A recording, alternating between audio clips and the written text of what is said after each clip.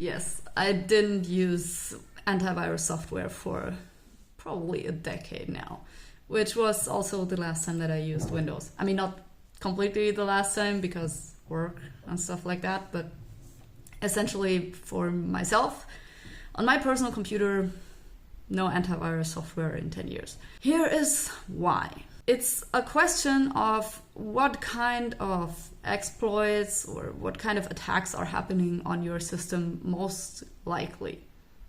And also, I use Linux. So the thing is that the attacks that are most likely to happen are social engineering attacks. Like you get some weird email that gets you to click on something you're not supposed to click on. And then there are also 0 days, and then there are password leaks. So if you are recycling your passwords all the time, well, that's a big issue. And no antivirus software will protect you from that. Like the providers of these sites can protect you, but only to a certain extent. You know, you can hash passwords. But if your password is leaked somewhere and you have used it on another site, you know, it's very easy for a hacker to just test that and to get access to the site if it doesn't have another safe form of logging in, like multi-factor, which I'm also not a fan of. But yeah, for the average user, I guess it's doable. So the interesting question is, what does the antivirus software actually do on your system other than make it fucking slow? And that is, it analyzes heuristically what a malware or virus or some worm is doing on your computer. And it also has a list of known exploits or known malware that it then checks against files on your computer. So you see if there is an infection going on. That kind of thing does not protect you from the most harmful attacks, which are the zero-day exploits. Those are exploits which are not known to a wider community yet, especially not to the provider of the software that is affected by this hack. And personally, I have found several 0 days myself by looking around, let's just call it that. They are not super hard to find sometimes. Like, it totally depends on your experience as a hacker, and it depends on, you know, what you're looking for. Like, services like Google are pretty safe, and it's hard to find exploits there. But smaller apps, small companies that don't have a huge cybersecurity team and don't put a lot of money into research and development, well, they're generally very vulnerable. And there are many of these sites, and users, as I said, they recycle passwords all the time. And so the antivirus software is not going to protect you and your data from that kind of attack. So it doesn't make sense to use it for that. And then the next point is that, like, scripting attacks which happen in your browser are also a big problem. And from that, you might also not be protected using antivirus software, because the protection only starts happening when your system gets infected.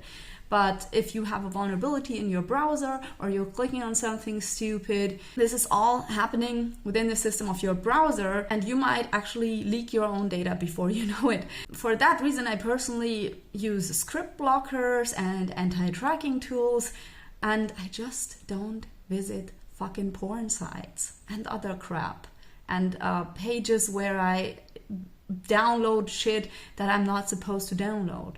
Like, it's that simple. Just don't visit these fucking sites. And don't visit the fucking sites. Instead, read the fucking manual or the man page.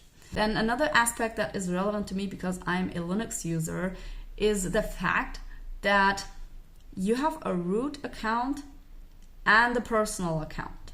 Like, I'm a user. My user account is my username that I use on my computer. I usually just call it me. And then there's the root. I don't have root privileges all the time on my computer, which is something that the newer Windows versions have also implemented by something called Benutzerkontensteuerung or user account management. I don't know what it's called in English. But basically, the window that pops up when you want to install something, or you click on an executable and then it's asking you, do you really want to do that? Just that in Linux, that is more difficult.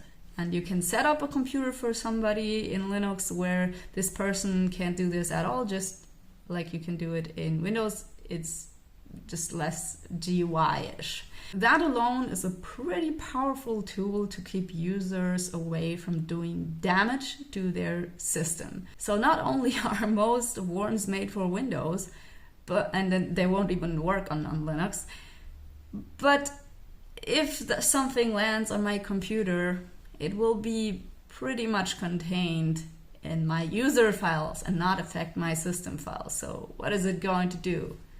Infect pictures?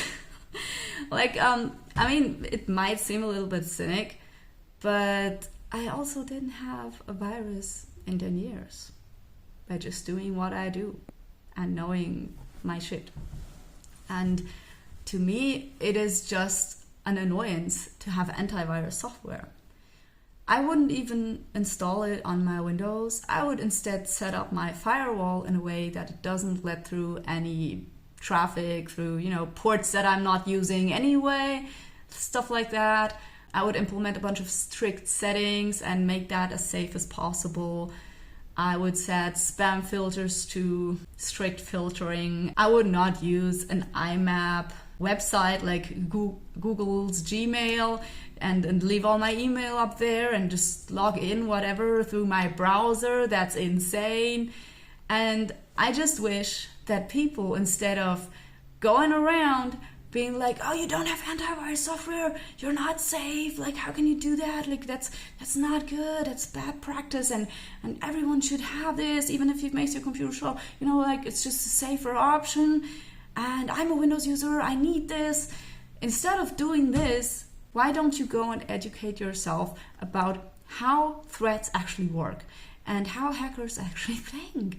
And or maybe you take it from one.